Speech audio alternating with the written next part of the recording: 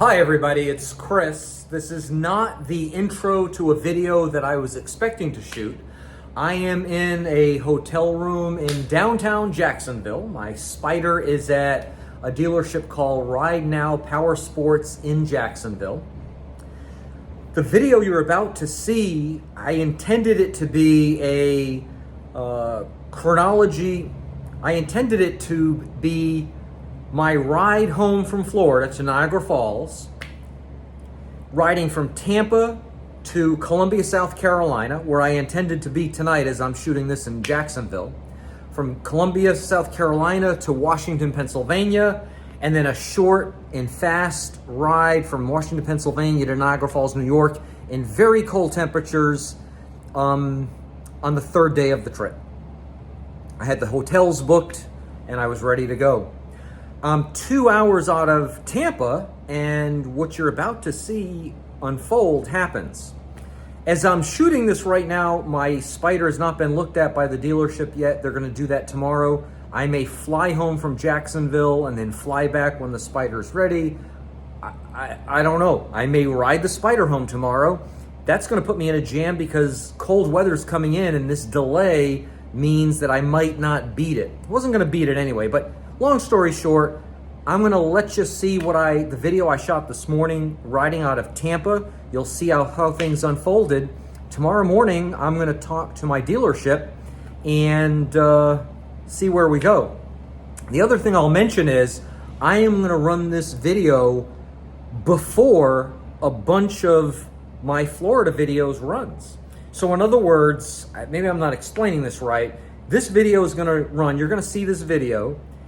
And then after this video, this is like the ending of the Florida trip. You're going to see more Florida trip videos because I've committed to scheduling those Sundays, Wednesdays, and Saturdays, and I've got many more to run. Great videos, by the way. It was a great trip. I'm so glad I did this. But a frustrating ending, as you will see soon. Hello, everybody. It's Chris, and all good things must come to an end. This is the last video of my Florida trip. It's not the last day of the Florida trip. Let me explain. I'm shooting this video on a Friday. It's a Friday morning. The sun's coming up. We're about to cross over Tampa Bay once again, but this time on a different bridge because we're heading, I guess, northeasterly, in a northeasterly direction towards the city of Tampa, and then we're going to cross through Florida and slowly make our way home. I mentioned in the last video that I was going to take 3 days to get home. So today's the first day. I'm shooting this on a Friday. We're headed to Columbia, South Carolina, 520 miles. So this will be our longest trip. So far I've done the Niagara Falls to Providence, Rhode Island routes. You've been with me if you've watched my channel long enough. I've done that route a few times, and that's 460 miles. So this 520 mile jaunt will be my longest. I'm not concerned about it at all. And the next day, that'll be a Saturday, that's tomorrow, I'm gonna head from Columbia, South Carolina to Washington, Pennsylvania, which is kind of southwestern Pennsylvania, south of Pittsburgh. We're about to hit the bridge and cross the bay. I guess it's a bridge. Yeah, it's got to be a bridge, but I see a land. I guess we're on this little peninsula type landmass. And then the next day, we head from Washington to Niagara Falls, and that'll be a short 250 mile drive. So we're going to go 520 miles first day, 500 miles second day. Wow, that water's high. We're close to that water.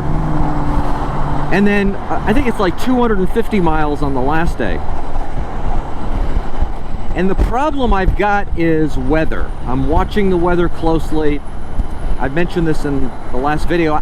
You probably can't see it through that fog, but I can see the Tampa skyline. We're going to get pretty close to it. So the weather today is going to be beautiful, other than it's going to be stifling hot. I've got my full face helmet on, my modular helmet with the GoPro on it. And I'm going to shoot this intro to this video And then what I'm going to do is I'm taking this helmet off, because for the past, well, few long distance rides I've been sweltering underneath this thing, and I'm really looking forward to using my open face helmet, which I'm going to do in a bit. And of course I can strap the GoPro to the top of that, but I really don't like the view of that, and I don't think there's any need to do that. So anyway, I just love the sun coming up on the bay like that. That is just beautiful. I don't know when this bridge begins, but oh, I guess it begins soon. So the weather between Washington, Pennsylvania and Niagara Falls, New York on Sunday is going to be, it's going to be a tough ride. It'll be in the low 30s when I start out, and it'll only get up into a high of maybe 45, maybe lower than that. That's Fahrenheit. Now I have my riding jacket with the thermal liner packed away. I've got a turtleneck, a mock turtleneck that I can ride on that last day, because this first day it's going to be too hot for me. Even at our, in fact, especially at our destination, Columbia, South Carolina, I believe it's going to be warmer than it is here in Tampa, than it's forecasted to be here in Tampa this afternoon. And tomorrow from Columbia all the way up through Pennsylvania, even into Pennsylvania, it's going to be nice. I want to say like high 60s, low 70s when I arrive in Pennsylvania. But the weather's going to turn south that following day. But I've got to be home for a meeting on Tuesday night, and you might think, well, why don't you just delay a day or two? Believe me, I would. It's only getting colder in Niagara Falls in Western New York. So if I try to plan an extra night, let's say in Columbia, South Carolina, to let it warm up, it's only going to make it worse. The trip has been just a great trip. I don't want to be behind this guy anymore.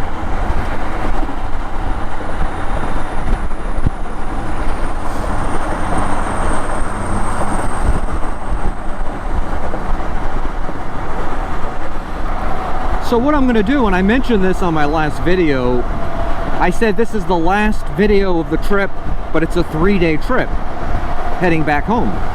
I'm going to consolidate these videos into one tight video. I don't have power I've got power hooked up to the GPS, but not to the iPhone. I've mentioned before that I'm having trouble with my USB charger. I don't know what the trouble is yet, but I'm going to figure it out when we get back to Niagara Falls. But I've got it running now, even though using the GPS Google Maps really burns up battery, because I'm in kind of a, I'm not familiar with Tampa at all. I'm not sure which is the best way to go. These two do not always coincide, and until we get out of Tampa and we're in the, I don't know, the countryside outside of Tampa, I'm going to let both of these run, because I may have to make a judgment on which one I follow if they're different. So I did not intend on turning the camera on now. I just stopped near Ocala, Florida for some gas, filled it up, started right back up, jump on the interstate, and as I'm on the entrance ramp to 75, I get something I've never seen before, and that is a red warning light regarding the oil temperature right here. It's not there anymore. Right next to the amber exclamation point that comes up all the time for my suspension fault. I look at my oil temperature indicator, and it's, for the first time ever, it's never, I've had this thing for a year, we've climbed Mount Washington, we've put this engine to the test, and it's never indicated higher than where it is right now, the halfway point. I hope you can see that, but it was all the way. And I thought, oh my gosh, how is this possible? It wasn't like that when I was riding it. I pull over, I gas up, I start it up, and then I notice it. Now it immediately went off, like literally it was on for seconds, and then the temperature indicator went down to the halfway point where it normally is. I'm going to assume it's a fluke, everything's fine, but thought it was an interesting observation, and we'll see where it goes. Okay, so now that warning popped up again, and this time an orange amber flash on the screen. Very similar to the suspension fault flash, very similar to like a low fuel warning came on, and it said something. It was so bright I couldn't see. You know, this darn instrument display can be hard to read in the bright sunlight, but it said something about engine temperature, I think. Now, it's off now. Maybe because we're moving at a high speed. It's just shocking to me that it's happening now, because yesterday I spent the better part of 20-25 minutes in very slow traffic, much hotter weather, after riding much longer distance than what I've done this morning. I've only been on the road for 2 hours. So I'd love for it to come on again. My guess is it's only going to come on. I was stopped at a light, at a red light, and then when I started moving again is when it happened. So I'll try the next time I come to a light, or the next time I start up after a fuel up or something, I'll turn the camera on in anticipation of it. I just hope this isn't, you know, I've got, please Can-Am, please Spyder, get me home. I've got 3 days to get home, and then you can do whatever you want to do. Suspension faults, high temperature warnings that have never happened in what, 16,000 miles of riding this thing. Okay, that that amber flash up. Okay, that's the suspension fault. See the red high oil temperature indicator? I'll bet you, yeah, there you go. High engine temperature. Never experienced that before until this morning, and it's shocking because this engine has really been. And do you see the oil temperature gauge is up there? I don't know what the deal is. Of course, the old suspension fault is back. That's kind of comforting, because I'm at least familiar with that. But in terms of this high engine temperature, right there, it's back.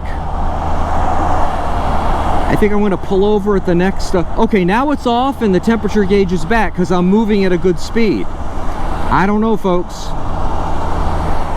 I don't know.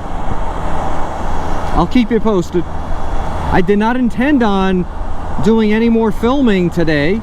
I kept my full face helmet on, thank heavens, because I want to document this and I want you to know about these things. So, a new development. I've lost power on this thing. I've seen nothing that says limp mode. The high temperature gauge is through the roof, and the warning light is on.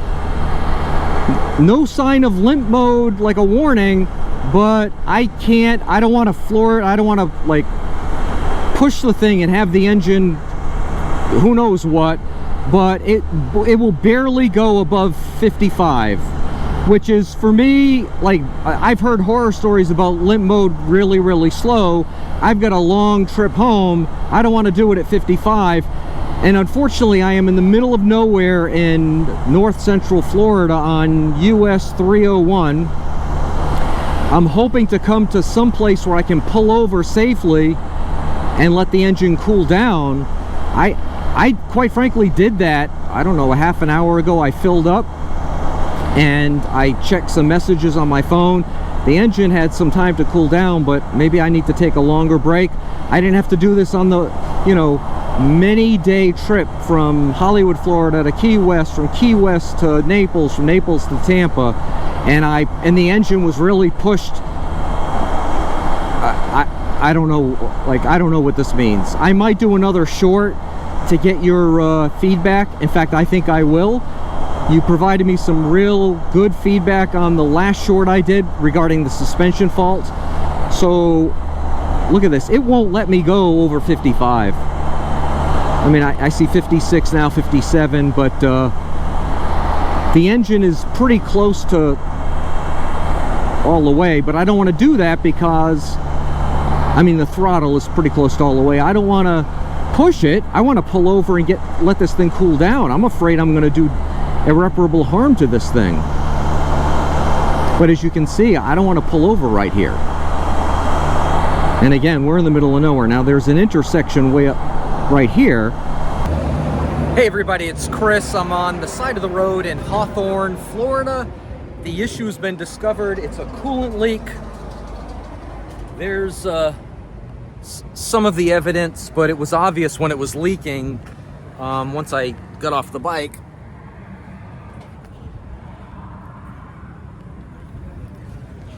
I was watching it drip off, and no doubt about it. So I've got BRP roadside assistance on their way. They'll be here in about an hour. They're gonna take me to a Can-Am dealer in Jacksonville. They're aware I'm coming. And the question is, can they say, oh, we're gonna pop the panels off right now and take a quick look and fix it up for you?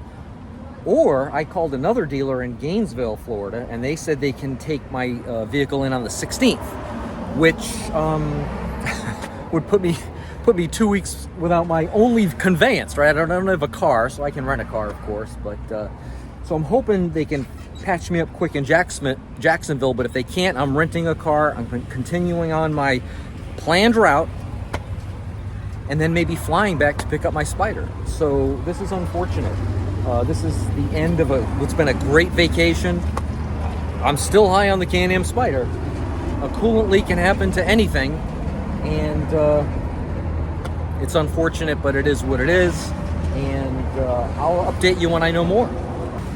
Just a quick update. It's been 3 hours since I arranged the tow with BRP Roadside Assistance.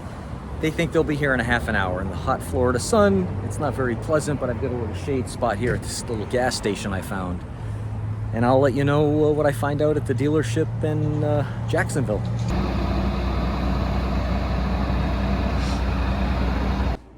So on second thought, because I want to get this video out on the day this is happening, this is a Friday, April 4th, I believe, I'm going to actually end this video here. Tomorrow morning, which is a Saturday, the dealership is open on Saturday, thank heavens.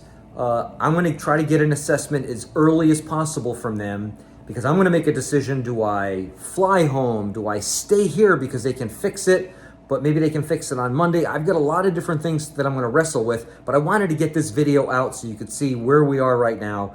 Remember that after this video, there will be other Florida trip videos. I hope you enjoy them. I enjoyed making them. I enjoyed the visit. Once I know from my dealer what's the story, I might put a YouTube short, which is again a short video. I might do another one of these on the fly videos, but I just want to keep you posted as to what's going on, and I appreciate your help in terms of your comments, your encouragement, and all the rest of it. And as I say at the end of all of my videos, have a great day. Thank you. Bye-bye.